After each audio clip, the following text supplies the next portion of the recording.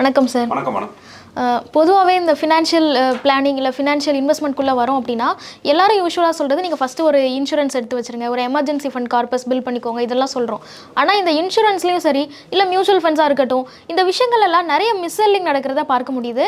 நிறைய பேர் எனக்கு இந்த ப்ராடக்ட்ஸில் இதெல்லாம் இருக்குன்னே தெரியாது, இப்படி போய் கிளைம் பண்ண முடியாதுன்னு தெரியாது, இந்த ப்ராடக்ட்டுக்கு நான் இவ்வளோ வருஷம் வெயிட் பண்ணாதான் ரிட்டர்ன்ஸ் கிடைக்கும்னு எனக்கு தெரியாது, என்னோட பேங்கர் சொன்னாங்க, இல்லை ஏதாவது ஒரு ஏஜென்ட் சொன்னாங்க, நான் வாங்கிட்டேன், இப்போ எனக்கு இது என்ன பண்ணுறதுன்னு தெரியலன்னு நிறைய பேருக்கு குழப்பங்கள் இருக்குது. பொதுவாகவே இந்த ஃபினான்ஷியல் செக்டரில் எந்தெந்த ப்ராடக்ட்ஸ் எல்லாம் இந்த மிஸ்செல்லிங் நடக்குது sir? One of the dirtiest industry வந்து ஃபினான்ஷியல் இண்டஸ்ட்ரி அப்படின்னு சொல்லலாம். ஸோ இதுக்கு வந்து ஒருத்தர் தான் வந்து கான்ட்ரிபியூட்டர்னு அப்படின்னு கிடையாது. அந்த ஏஜென்ட்டோ டிஸ்ட்ரிபியூட்டரோ அவரை மட்டும் நம்ம தப்பு சொல்ல முடியாது. Entire ecosystem including the clients இண்டிவிஜுவல்ஸும் வந்து இந்த தப்பான நடக்கிற ஒரு விஷயத்துக்கு காரணியாக இருக்கிறாங்க. இப்போ உங்கள் கேள்விக்கு நம்ம பதில் சொல்லணும்னா எல்லாத்துலேயுமே தப்பு நடக்குது அப்படின்னு சொல்லிடலாம். ரொம்ப முக்கியமாக நடக்கிறது ஸ்ட்ரைக்கிங்காக எல்லாரும் பண்ணுற தப்பு அப்படிங்கிறது இந்த இன்சூரன்ஸை பொறுத்த வரைக்கும் நிறைய பேர் வந்து கிட்டத்தட்ட எல்லாருமே என்டோமெண்ட் பாலிசியில் தான் வந்து இன்வெஸ்ட் பண்ணியிருப்பாங்க. ஏன்னா கேரண்டீடு ரிட்டர்ன் அப்படின்னு சொல்லுவாங்க. எல்லாருக்கும் அதை கேட்குறதுக்கு ரொம்ப மகிழ்ச்சியாக இருக்கும். ஸோ அதை தான் வந்து எல்லாருமே வாங்கி வச்சுருப்பாங்க. பெரும் பணத்தை, அது குவார்ட்டர்லி ஆகட்டும், ஆஃப்லி ஆகட்டும், இயர்லி ஆகட்டும், அந்த இன்சூரன்ஸில் வந்து அவங்க முதலீடு பண்ணிகிட்டே வருவாங்க. அது எதுக்கு வாங்கி வச்சுருக்காங்கன்னே தெரியாது. என்னோடய சொந்தக்காரங்க சொன்னாங்க, எங்கள் அப்பா சொன்னாங்க, பக்கத்தில் என் ஃப்ரெண்ட்ஸு சொன்னாங்க அப்படின்னு சொல்லிட்டு யாரோ சொன்னதுக்காக அந்த ப்ராடக்டை வந்து வாங்கி வச்சுருக்காங்க. ஸோ இது ஒரு கிளாசிக் எக்ஸாம்பிள். ரெண்டாவது, இப்போ சமீப காலமாக இந்த ஷேர் மார்க்கெட்டும் மியூச்சுவல் ஃபண்ட்ஸும் வந்ததுக்கப்புறம் மியூச்சுவல் ஃபண்ட் என்எஃப்ஓஸ் வந்து நிறையா மிஸ்செல்லிங் நடக்கிறத பார்க்க முடியுது. சிலர்லாம் பார்த்தீங்கன்னா 17 மியூச்சுவல் ஃபண்ட்ஸ் வச்சுருக்காரு, எந்த என்எஃப்ஓ வந்தாலும் நான் அப்ளை பண்ணிவிடுவேன் அப்படிங்கிற மாதிரிலாம் சொல்கிறாங்க. ஸோ இந்த கேள்விக்கு வந்து உடனடி பதில் வந்து இது ரெண்டையும் என்னால் இப்போ வந்து சிந்திக்க முடியுது. இது ரெண்டுத்துலேயும் வந்து அதிக அளவில் மிஸ்செல்லிங் நடந்துட்டுருக்கு. இப்போ இந்த ரெண்டு ப்ராடக்ட்லேயும் அதிகமாக மிஸ்செல்லிங் நடக்குது அப்படின்னு பேசுகிறோம். குறிப்பாக இந்தியாவில் இது ஏன் இவ்வளோ அதிகமாக இருக்குது? இது மக்கள்கிட்ட போதுமான ஃபினான்ஷியல் லிட்ரஸி இல்லை, ஸோ இது அவங்க சைடில் இருக்கிற ஒரு ப்ராப்ளம் அப்படின்னு எடுத்துக்கலாமா, இல்லை அந்த ஏஜென்ட்ஸுக்கோ இல்லை பேங்கர்ஸுக்கோ அவங்களுக்கு இருக்கிற ஒரு ப்ரெஷர்னால இந்த மிஸ்செல்லிங் நடக்குதா? நான் முதல்ல சொன்ன அந்த கேள்விக்கான பதில் தான் இதுவும். எல்லாருமே வந்து இங்கே தப்பு பண்ணிட்டு தான் இருக்கோம். இண்டிவிஜுவல்ஸ்லேருந்தே ஆரம்பிக்கலாம். நீங்கள் கேள்வியும் அவங்கள தான் கேட்டிருக்கீங்க. அஃப்கோர்ஸ் நமக்கு வந்து ஃபினான்ஷியல் லிட்ரஸி ரொம்ப கம்மியாக இருக்குது. அதுக்கு காரணம் இல்லாமல் இல்லை. நம்ம பொருளாதாரம் இப்போ தான் வளர்ந்து வருகின்ற பொருளாதாரமாக இருக்குது. இப்போ தான் நமக்கு ஃபினான்ஷியல் இன்ஸ்ட்ருமெண்ட்ஸ் தேவைப்படுவதாக இருக்குது. இப்போ தான் நம்ம அதை பற்றி கற்றுக்கிட்டு வரோம். ஸோ அதனால் ஃபினான்ஷியல் லிட்ரஸி கம்மியாக இருப்பது அப்படிங்கிறது தப்பே கிடையாது. ஆனால் அதையும் தாண்டி இன்னுமே வந்து நம்மளுடைய பிஹேவியர்ஸும் சேஞ்ச் பண்ண வேண்டியதாக இருக்குது. ஒரு அறிவு ஒரு பக்கம் இருந்தாலும் நம்ம பழக்கத்தையும் நம்ம வந்து மாற்ற வேண்டியதாக இருக்குது. இந்த பழக்கமும் நம்ம ஒரு சின்ன பொருளாதாரத்திலிருந்து பெரிய பொருளாதாரமாக வளரும்போது இருக்கக்கூடிய ஒரு பழக்கம் தான். அது என்ன சொல்லலாம் அப்படின்னா, நம்ம ஒரு பணம் வச்சுருக்கோன்னா அதில் ₹1 கூட கம்மியாகிடக்கூடாது அப்படிங்கிறது ரொம்ப முக்கியமாக எல்லாரும் இருப்பாங்க. ஆனால் இன்வெஸ்ட்மெண்ட்டை பொறுத்த வரைக்கும் என்ன தெரிஞ்சுக்கணுன்னா, அடிப்படையில் அதிக லாபம் வேணும்னா அதிக ரிஸ்க் எடுத்து தான் ஆகணும். குறைந்த லாபம்னா குறைந்த ரிஸ்க் எடுக்கலாம். ஆனால் இங்கே எல்லாருக்குமே வந்து குறைந்த ரிஸ்க் தான் எடுப்பாங்க, அதிக லாபம் வேணும். ஸோ இது நம்பர் 1 தப்பு அப்படின்னு சொல்லலாம். ரெண்டாவது வந்து இங்கே இருக்கிறவங்க யாருக்குமே வந்து ஃபினான்ஷியல் அட்வைசருக்கு வந்து ஒரு கமிஷன் கொடுக்கணும், ஒரு ஃபீ கொடுக்கணும் அப்படின்னு தோணவே தோணாது. வீட்டில் பைப் உடஞ்சா ப்ளம்பரை கூப்பிடணும்னு தெரியும். ஆனால் நிறையா பணம் வச்சுருக்கிறோம், இல்லை பணம் சார்ந்த பிரச்சனைகளை நம்ம மாட்டிட்டு முழிச்சிட்டு இருக்கோம் அப்படின்னா ஒரு ஃபினான்ஷியல் அட்வைசரை கூப்பிடணும்னு இங்கே தெரியவே தெரியாது. எதுக்கு அவனுக்கு போயிட்டு நான் ஒரு ₹500 கொடுக்கணும், எதுக்கு அவனுக்கு போயிட்டு ₹1000 கொடுக்கணும், இது ஏன் பணம் அப்படிங்கிற ஒரு ஈகோ இருக்கும். ஸோ இது பாயிண்ட் நம்பர் 2. மூணாவது வந்து பணம் குறைஞ்சா கூட, அதாவது அதிகமாக ஆட்டால் கூட பரவாயில்ல, குறையவே கூடாது, ரிஸ்கே வரக்கூடாது. இது நான் முதல் சொன்ன பாயிண்டோட ஒத்து வரும். ஆனால் இதில் ரொம்ப விடாப்படியாக இருப்பாங்க. இது வந்து எங்கே வந்து மாட்டோம் அப்படின்னா நம்மளோட இன்சூரன்ஸ் ப்ராடக்ட்டில் வந்து மாட்டோம். பியூர் டேர்ம் இன்சூரன்ஸ் போடுங்க, நீங்கள் பணம் கெட்டுவீங்க, உங்களுக்கு ஒன்றும் ஆகலைன்னா அந்த பணம் திருப்பி வராது அப்படின்னு சொன்னால் யாருமே ஏற்றுக்க மாட்டாங்க. அது எப்படி என் பணத்தை நான் சும்மா கொடுக்க முடியும்? கார் இன்சூரன்ஸ் எடுக்கிறாங்க, கார் வந்து ஆக்சிடென்ட் ஆகலைன்னா அந்த பணம் ஒன்றும் உங்களுக்கு கிடைக்க போகிறது இல்லை. காருக்கு இதை ஏற்றுக்கொள்பவர்கள் தனிநபர்னு வரும்போது இதை ஏற்றுக்கொள்வதே கிடையாது. ஸோ இது வந்து மக்கள்கிட்ட இருக்கிற சிக்கல்.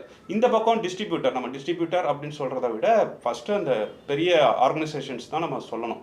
ஏன்னா அவர்கள் வந்து ஒரு ப்ராடக்டை வடிவமைக்கும் போதே வந்து ரிசர்ச்லாம் பண்ணி அவங்க எதுக்காக வடிவமைக்கிறாங்கன்னா மக்கள் நலனுக்காக வடிவமைக்கிறாங்க அப்படின்னு சொல்கிறத விட மக்களோடைய பிஹேவியர் சார்ந்து தான் வடிவமைக்கிறாங்க.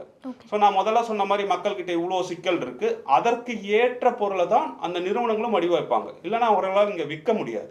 ஸோ இது வந்து அந்த பெரிய நிறுவனங்கள்கிட்ட இருக்கிற சிக்கல். அதுக்கப்புறம் இப்போ ஏஜென்ட்டு கிட்ட வந்தோம் அப்படின்னா, ஏஜென்ட்டோட இப்போ யார் வேணால் ஏஜென்ட் ஆகலாம். மியூச்சுவல் ஃபண்ட் டிஸ்ட்ரிபியூட்டர்னா நீங்கள் 12வது படிச்சுட்டு ஒரு எக்ஸாம் கிளியர் பண்ணால் போதும். அதே மாதிரி தான் இன்சூரன்ஸும் நீங்கள் IRD எக்ஸாம் கிளியர் பண்ணால் போதும். என்ட்ரி வந்து ரொம்ப ஈஸி. அவங்களுக்கு ப்ராடக்ட்டை பற்றி இன்டெப்த் தெரியணும்னு கூட அவசியமே கிடையாது. ஸோ அவர்கள் என்னன்னா அவர்களே அறியாமல் ஒரு தவறான ப்ராடக்ட்டை வந்து அதிக அளவில் போய் மக்கள்கிட்ட போய் கொண்டு சேர்த்துருவாங்க. ஏன்னா அவர்களும் வந்து மூளைச்சலவை செய்யப்படுறாங்க அப்படின்னு சொல்லலாம். பெரிய நிறுவனங்கள் ஒரு ப்ராடக்ட்டை மக்களின் பிஹேவியரை வச்சு உருவாக்குறாங்க. அது மிக சிறந்த ப்ராடக்ட் அப்படின்னு ஏஜென்ட் டிஸ்ட்ரிபியூட்டருக்கு சொல்கிறாங்க. ஏஜென்ட்டும் டிஸ்ட்ரிபியூட்டரும் அறியாமையில் அதை அப்படியே போய் தனி நபர்களிடமும் கிளைண்ட்டுகளிடமும் சொல்கிறாங்க. ஸோ ஆட்டோமேட்டிக்காக ஒரு மேட்ச் நடக்குது. இது ஒரு தப்பான மேட்சாக நடந்துட்டு இருக்குது அப்படிங்கிறத நம்ம கவலையுடன் பார்க்க வேண்டிய விஷயம். ஓகே. இப்போது இன்சூரன்ஸ் அண்ட் மியூச்சுவல் ஃபண்ட்ஸ் இல்லை என்எஃப்ஓ மாதிரியான விஷயங்களில் இந்த மிஸ் செல்லிங் நடக்குது அப்படிங்கிறத பேசணும். முதல்ல இன்சூரன்ஸை டீட்டெயிலாக பேசலாம் சார். இன்சூரன்ஸை பொறுத்த வரைக்கும் நீங்கள் ஃபஸ்ட்டே குறிப்பிட்டீங்க, நிறைய பேர் என்டோவ்மெண்ட் பாலிசியில் அந்த கேரண்டீட் ரிட்டர்ன்ஸ் அப்படிங்கிறதுல ஏமாறுறாங்க அப்படின்னு. ஸோ இது மட்டும் தானா, இல்லை இன்சூரன்ஸ் செக்டரை சுற்றி என்னென்ன மிஸ் செல்லிங்லாம் நடக்குது? ஃபஸ்ட்டு ஓவர் செல்லிங்கும் நம்ம இங்கே சிக்கலாக பார்க்க வேண்டியதாக இருக்குது. ஒருத்தருக்கு வந்து இன்சூரன்ஸ் கவரேஜ் அப்படிங்கிறது ஒரு குறிப்பிட்ட அளவு தான் இருக்கணும். அதை விட அதிகமாக இங்கே கொடுப்பதற்கு வாய்ப்பு இருக்குது. இல்லை குறைவாகவும் கொடுப்பாங்க. ரெண்டுமே நடக்கும். கமிஷன் எது அதிகமாக வருமோ அந்த ப்ராடக்ட் மட்டும் தான் இங்கே வந்து செல் பண்ணுவாங்க. என்டோமெண்ட் பாலிசி ஆகட்டும், யூலிப் பாலிசி ஆகட்டும், அதிலலாம் பை டிஃபால்ட்டு கமிஷன் வந்துடணும். ஸோ அதை வந்து ஃபஸ்ட்டு கொடுப்பாங்க. அதுக்கப்புறம் அந்த ஓவர் செல்லிங்கில் இன்னொரு விகுதி என்னன்னு பார்த்தீங்கன்னா, எல்லாருக்குமே வந்து 60 வயசு வரைக்கும் டேர்ம் இன்சூரன்ஸ் இருந்தால் போதும். ஆனால் அதை வந்து 85 வயது வரைக்கும் அவங்க வந்து கொடுப்பாங்க. அதுக்கப்புறம் லிமிட்டட் பீரியடுன்னு சொல்லிட்டு ஒரு கான்செப்ட். நீங்கள் 10 வருடத்தில் கட்டி முடிச்சா போதும் அப்படிம்பாங்க. அந்த ப்ராடக்ட் வந்து 10 வருஷத்தில் கட்டி முடிக்க வேண்டியது சிலருக்கு தேவையாக இருக்கும். ஒருத்தர் பிஸ்னஸில் இருப்பார், ஒருத்தர் ஸ்போர்ட்ஸ் மேனாக இருப்பார், ஒருத்தர் இல்லைனா 10 வருஷம் தான் நல்லா சம்பாதிக்க முடியும், நான் அதுக்குள்ளே கட்டி முடிக்கிறேன்னு இருப்பாங்க. ஆனால் இதையும் வந்து மற்றவர்களுக்கு வந்து அவங்க கொடுத்துருவாங்க. தேவையே இல்லாமல் கொடுத்துருவாங்க. அந்த நான் முதல்ல சொன்ன அந்த 60 வயசு வரைக்கும் தான் தேவை, 85 வயசு வரைக்கும் எடுத்து வச்சுருப்பாங்க அப்படின்னா அதுவும் அகைன் மக்களோட மனநிலைக்காக அதுவும் கொடுத்துருவாங்க. ஸோ இப்படி இன்சூரன்ஸ் சார்ந்தே வந்து ஒரே ப்ராடக்ட்டில் வந்து பல வேரியேஷன்ஸில் வந்து தப்பு நடக்க வந்து வாய்ப்பு இருக்குது, தப்பு நடந்துகிட்ருக்கு. ஏன்னா நம்ம என்ன தெரிஞ்சுக்கணுன்னா, ஒரு பெஸ்ட் ப்ராடக்ட் அப்படிங்கிறது கிடையாது. ஒரு ப்ராடக்டை வடிவமைக்கிறாங்க அப்படின்னா அதுக்கு வந்து தகுதியானவர்கள் அது யாரை போய் சேரணும் அப்படிங்கிறது சில குறிப்பிட்ட பேர் தான் இருப்பாங்க. அவர்கள் கிட்ட போனால் அந்த ப்ராடக்ட்டுங்கிறது பெஸ்ட் ப்ராடக்ட். ஆனால் அதே ப்ராடக்டை வந்து இன்னும் சில செட் ஆஃப் பீப்புள்கிட்ட போய் நம்ம சொல்லும்போது மிக குறிப்பாக அந்த ப்ராடக்டை பற்றி இன்டெப்த் விளக்காமல் சொல்லும் போது தான் இந்த மிஸ் செல்லிங் அப்படிங்கிற ஒரு கான்செப்டே உள்ளே வருது. அந்த ப்ராடக்ட்டுக்குள்ளே போனால் எவ்வளோ லாக்இன் பீரியட் இருக்குது, அதில் எவ்வளோ கமிஷன் போகும், இதை நீங்கள் திருப்பி எடுக்க முடியுமா, எடுக்க முடியாதா, இந்த மாதிரி எல்லாத்தையுமே சொன்னாங்கன்னா சிக்கல் வர்றதில்லை. இப்படி சொல்லாததால் தான் இங்கே வந்து நம்ம இந்த சிக்கல் இருக்குது அப்படிங்கிறத பேச வேண்டியதாக இருக்குது.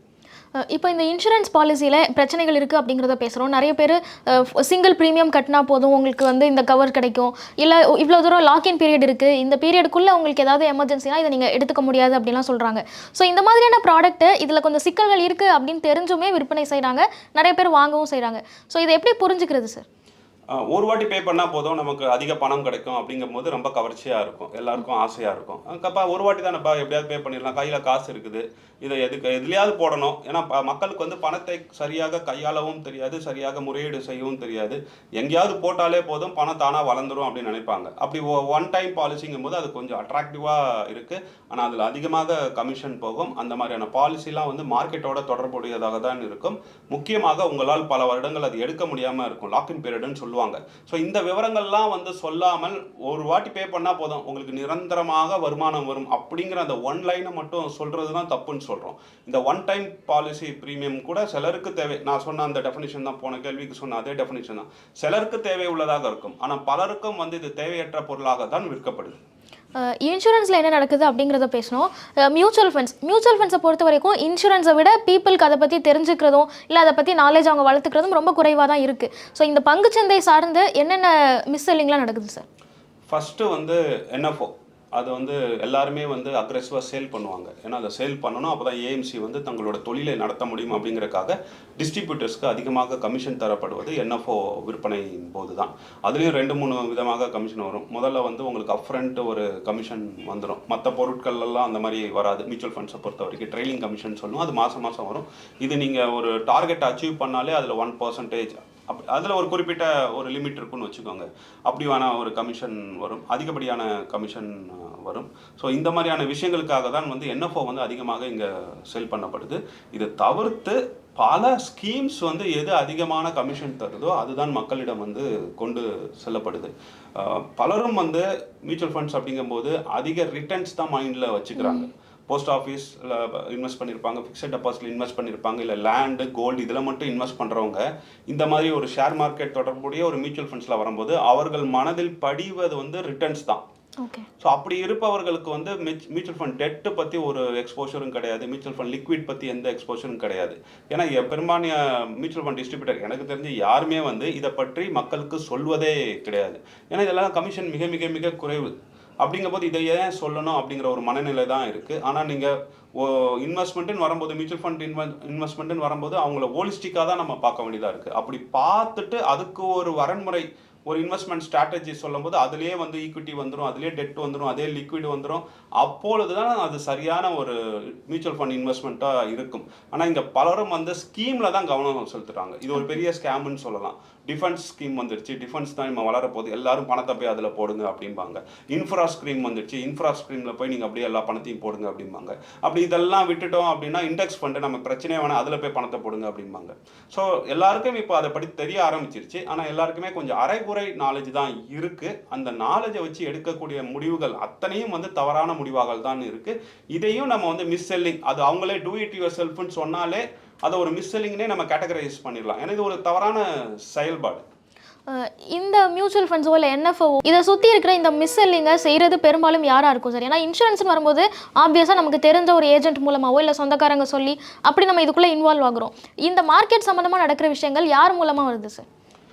ஃபஸ்ட்டு மியூச்சுவல் ஃபண்ட் ஏஜென்ட் இருக்காங்க. எப்படி இல்லை இன்சூரன்ஸ் ஏஜென்ட் இருக்காங்களோ அதே மாதிரி மியூச்சுவல் ஃபண்ட் ஏஜென்ட்டு, டிஸ்ட்ரிபியூட்டர்ஸ் இருக்காங்க. பட் இப்போ நிறைய பேர் வந்து டூ இட் யுவர் செல்ஃப்னு அவங்களே பண்ணிக்கிறாங்க.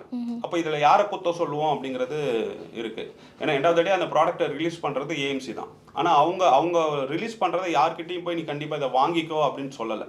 அவங்க ரிலீஸ் பண்ணிவிட்டு அதுக்கான விளம்பரங்களை போடுறாங்க. இதை பார்த்து தெரிந்து கொள்கிற மக்கள் தான் வந்து கொஞ்சம் சுதாரிப்போடு இருக்கணும். ஸோ இந்த ஒரு விஷயத்தில் வந்து நம்ம மக்களை தான் வந்து குற்றம் சொல்ல வேண்டியதாக இருக்குது. இது வந்து இன்சூரன்ஸ் ப்ராடக்ட்டுக்குமே இப்போ பொருந்தும். இன்சூரன்ஸுமே வந்து ஒன்லி ஏஜென்ட் மட்டுமே இங்கே இன்வால்வ் ஆகுறது கிடையாது. அந்த நிறுவனமும் இன்வால்வ் ஆகுது, மக்களும் டூ இட் யுவர் செல்ஃப்னு சொல்லிட்டு ஆன்லைன்லேயே போயிட்டு இப்போ சில தளங்களில் வந்து எல்லா இன்சூரன்ஸும் லிஸ்ட் அவுட் பண்ணியிருப்பாங்க. ஸோ இவங்களே போய் அதை வந்து தேர்ந்தெடுப்பாங்க. அப்போ இதில் நம்ம ஒருத்தரை மட்டும் கை காட்டி குற்றம் சொல்ல முடியாது. மொத்தத்தில் வந்து இந்தியாவில் வந்து இந்த நிதி கற்றல் அப்படிங்கிறது குறைவாக இருக்குது, ஃபினான்ஷியல் லிட்ரஸி குறைவாக இருக்குது. ஸோ அப்போ நீங்கள் கவனத்தோடு இருக்கணும் அப்படின்னா ஒரு எக்ஸ்பர்ட் துணையுடன் நீங்கள் ஒவ்வொன்றத்தையும் தேர்ந்தெடுக்கணும். அப்படி இல்லைன்னா மாற்றி மாற்றி நம்ம குற்றம் சொல்ல வேண்டியதாக இருக்கும். இங்கே ரெகுலேட்டட் ஏஜென்சிஸும் வந்து பார்த்து அவங்களால என்ன முடியுமோ அதை பண்ணுறாங்க. நீங்கள் வந்து இந்த மாதிரி உங்கள் கிளைண்ட்டுக்கிட்ட பேசுகிறதெல்லாம் நீங்கள் வந்து டாக்குமெண்ட் பண்ணணும் அப்படின்னு சொல்கிறாங்க. எல்லா விவரத்தையும் நீங்கள் வந்து கிளைண்ட்டுக்கிட்ட பேசணும் அப்படின்னு சொல்கிறாங்க. ஆனால் சிக்கல் என்னென்னா டிஸ்ட்ரிபியூட்டர்ஸ் பேசினாலும் அது கிளைண்ட்டுக்கு புரிய போகிறது கிடையாது. ஏன்னா அவங்க டொமைன் வந்து வேறு. ஸோ இங்கே சிக்கல் அப்படிங்கிறது வந்து பல தரப்பட்ட இதில் இருக்குது. ஒருத்தரை மட்டும் நம்ம கை காட்டி அவர் தான் குற்றவாளி அப்படின்னு சொல்லிட்டு இந்த விஷயத்தில் சொல்ல முடியாது. இது கற்றல் வளர வளர தீர்க்கக்கூடிய ஒரு பிரச்சனை. இப்போது இந்த விஷயத்தில் பேங்க்கோட ரோல் என்னவா இருக்குது சார்? ஏன்னா பேங்க் வந்து ஒரு இன்சூரன்ஸ் ப்ராடக்ட்டும் சேல் பண்ணுறாங்க, அவங்கக்கிட்ட மியூச்சுவல் ஃபண்ட்ஸும் இருக்குது. ஸோ இதில் பேங்க் கரெக்டாக இதை கையாளுறாங்களா, இல்லை பேங்க் எம்ப்ளாயிஸும் இந்த மாதிரி மிஸ்செல்லிங்ஸ் பண்ணுறதுக்கான பாசிபிலிட்டிஸ் இருக்கா? என்ன கேட்டால் பேங்க்லாம் வந்து இந்த ப்ராடக்ட்லாம் சேல் பண்ணவே கூடாது மேடம். இது வந்து கான்ஃப்ளிக்ட் ஆஃப் இன்ட்ரெஸ்ட். ஒருத்தர் வந்து உங்கள் பேங்க்கில் இன்வெஸ்ட் பண்ணுறாருனா அவர்கிட்ட எவ்வளோ பணம் இருக்குது, அவர் எங்கெங்கே ஸ்பெண்ட் பண்ணுறாரு அப்படிங்கிற இன்ஃபர்மேஷன் அந்த பேங்க்குக்கு தெரியும். அப்படி இருக்கும்போது அவரையே வந்து ஒரு ஃபினான்ஷியல் ப்ராடக்டை செல் பண்ண வைக்கிறது, பேங்க்கை செல் பண்ண வைக்கிறது வந்து தவறான ஒரு செயல். ஸோ இது ரெகுலேட்டட் அத்தாரிட்டிஸ்லாம் முடிவு பண்ணி இது கான்ஃப்ளிக்ட் ஆஃப் இன்ட்ரெஸ்ட் அப்படின்னு சொல்லி இது பண்ணணும். ஃபார் எக்ஸாம்பிள் நான் ஒரு மியூச்சுவல் ஃபண்ட் டிஸ்ட்ரிபியூட்டர், நான் வந்து ஒரு ஆலோசனை சொல்ல முடியாது, ஃபினான்ஷியல் அட்வைசர்னு சொல்ல முடியாது. என் நிறுவனத்தில் வந்து நான் வெல்த் அட்வைசர், வெல்த் கிரியேட் பண்ணுறேன், இந்த மாதிரியான வேர்ட்ஸை கூட நான் யூஸ் பண்ணக்கூடாது. அந்த மாதிரியான கட்டுப்பாடுகள் எங்களுக்கு நிறையாவே இருக்குது. வங்கிகளுக்கு அந்த கட்டுப்பாடே கிடையாது. உங்களோட சேவிங்ஸ் அக்கௌண்ட் ஓப்பன் பண்ணுறவரும் உங்களுடைய இன்வெஸ்ட்மெண்ட் அக்கௌண்ட்டை பார்த்துட்டு இருக்காங்க. ரிலேஷன்ஷிப் மேனேஜர்னு ஒரு பேர் வச்சு பண்ணிட்டு இருக்காங்க. பட் இது வந்து ஒரு என்ன கேட்டால் இப்போல்லாம் வந்து நீங்கள் கேட்டிங்களா இதில் யாருக்கு குற்றம் சொல்கிறது, யார் தப்பு பண்ணுறான்னு, பேங்க்லாம் ஒரு ஃப்ராட் பண்ணிட்டு இருக்காங்க அப்படிங்கிறது என்னால் ஓப்பன் ஸ்டேட்மெண்ட்டாக சொல்ல முடியும். அடுத்தது நீங்கள் அட்ரஸ் பண்ண மாதிரி ரெகுலேட்டரி பாடிஸ் தான். ஏன்னா நமக்கு பேங்க்ஸை ரெகுலேட் பண்ண ஆர்பிஐ இருக்காங்க, பங்குச்சந்தைக்கு செபி இருக்காங்க, இன்சூரன்ஸ் ப்ராடக்ட்ஸுக்கெல்லாம் ஐஆர்டிஐ இருக்காங்க. இவங்களோட ரோல் என்னவா இருக்குது? போதுமான நடவடிக்கைகள் இந்த மாதிரி மிஸ்செல்லிங்லாம் நடக்காமல் தடுக்கிறதுக்கு ரெகுலேஷன்ஸ் எல்லாம் இருக்குதா சார்? நிறையா இருக்குது மேடம். நிறைய டாக்குமெண்டேஷன்ஸ் பண்ணணும், நிறைய கைட்லைன்ஸ் கொடுத்துருக்காங்க, கோட் ஆஃப் கான்டாக்ட் கொடுத்துருக்காங்க. ஸோ நிறைய இருக்குது. அதை இம்ப்ளிமெண்டேஷன் அப்படிங்கிற நிலையில் வரும்போது அந்த இம்ப்ளிமெண்டேஷனை கண்காணிக்கிற அந்த டூல்ஸ் அண்ட் மெஷர்மெண்ட் வந்து இல்லாமல் இருக்குது. பட் ஆனால் பண்ணிட்டு தான் இருக்காங்க. எங்களுக்கே நிறைய கட்டுப்பாடுகள் உண்டு. சில விஷயங்கள் நாங்கள் பண்ணும்போதே வந்து அது யோசித்து இது கரெக்டாக கம்ப்ளைண்ட்ஸோட வருதா அப்படிங்கிறத நாங்களும் பண்ணணும். ஃபார் கிளாசிக்கல் எக்ஸாம்பிள்னால் இப்போ நாங்கள் ஒரு அக்கௌண்ட் அக்ரிகேட்டர்கிட்ட போய் கேட்குறோம், எனக்கு வந்து நீ ஒரு இண்டிவிஜுவலோட இன்ஃபர்மேஷன்ஸ் அவங்களுடைய இன்கம் அண்ட் எக்ஸ்பென்சஸை கொடுங்க, அதுக்கு பே பண்ணி தான் நாங்கள் வாங்கணும்.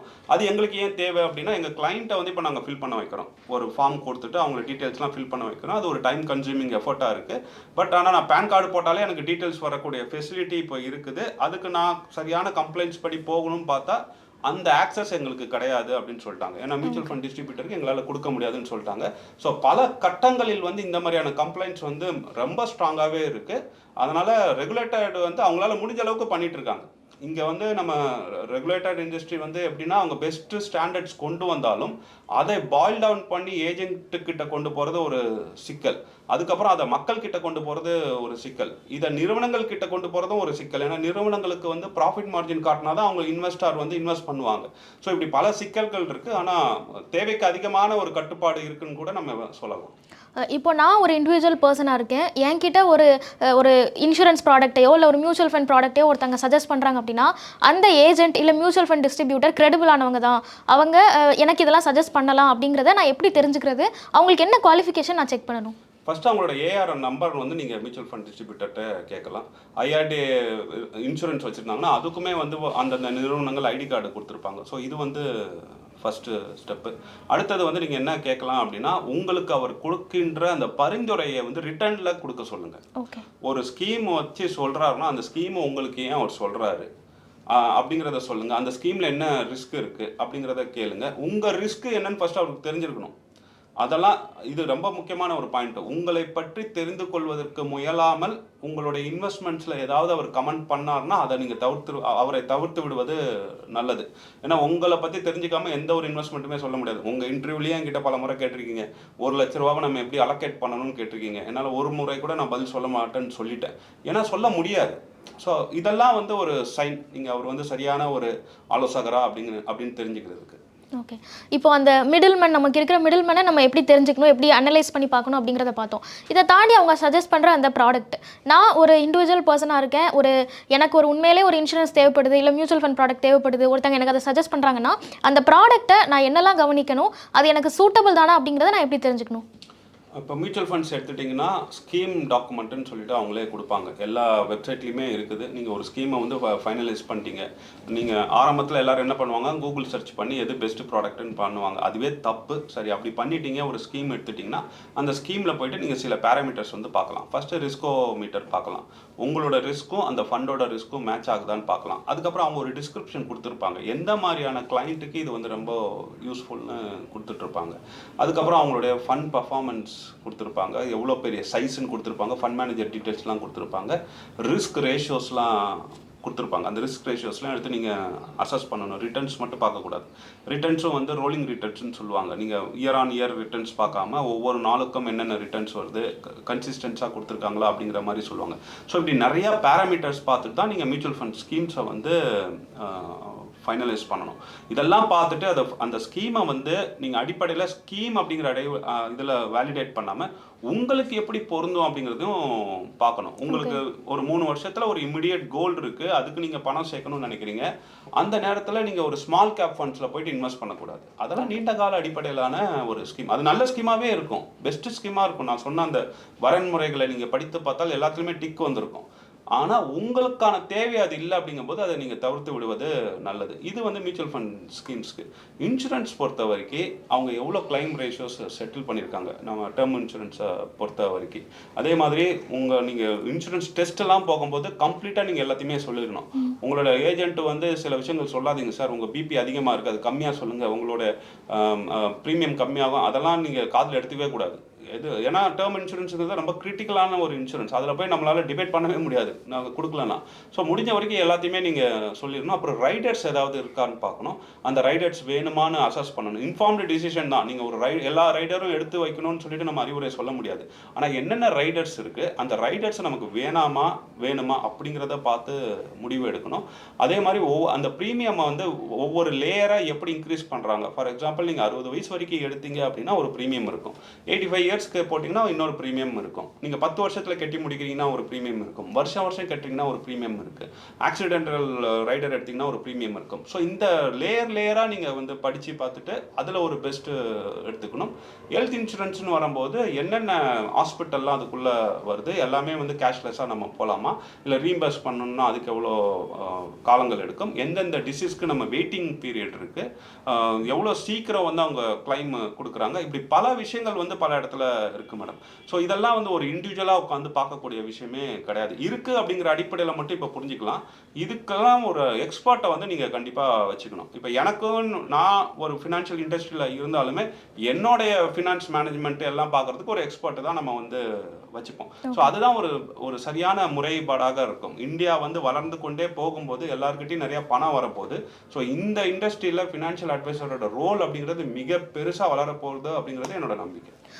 இப்போ நம்ம இவ்வளோ நேரம் பேசணும் ஒரு ஃபினான்ஷியல் ப்ராடக்ட்டில் எங்கெல்லாம் மிஸ்செல்லிங் நடக்குது அப்படின்னு.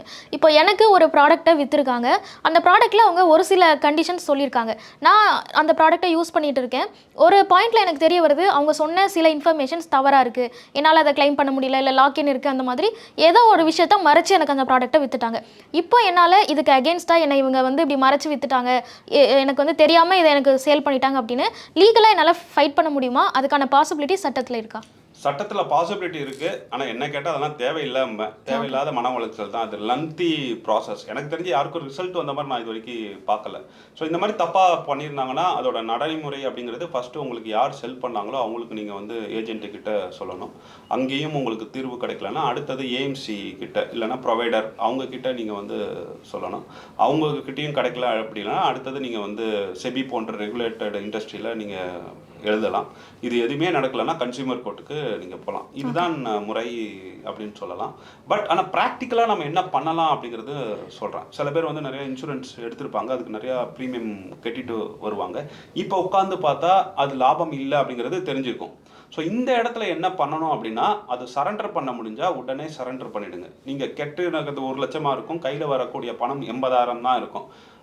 அந்த 80,000 போச்சேன்னு சொல்லிட்டு மறுபடியும் கட்டிக்கிட்டே இருந்தீங்கன்னா நீங்கள் திருப்பி நஷ்டம் அடைந்துக்கிட்டு தான் இருப்பீங்க. இந்த 20,000 போனால் பரவாயில்லை, ஏன்னா நீங்கள் அந்த 80,000 இன்னும் ஒரு ப்ராஃபிட்டபிள் இதில் நீங்கள் இன்வெஸ்ட் பண்ணலாம். ஸோ தைரியமாக அந்த முடிவு எடுக்க தெரியணும்.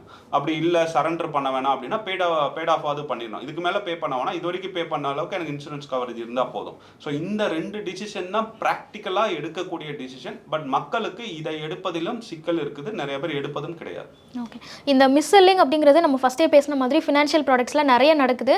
ஸோ அதுலேருந்து எப்படி ஒரு இண்டிவிஜுவல் அவங்கள தற்காத்துக்க முடியும், எப்படி அவங்க அதை அனலைஸ் பண்ணணும் அப்படின்னு நிறைய யூஸ்ஃபுல்லான இன்ஃபர்மேஷன்ஸ் கொடுத்துருக்கீங்க. Thank you so much sir. நன்றி மேடம்.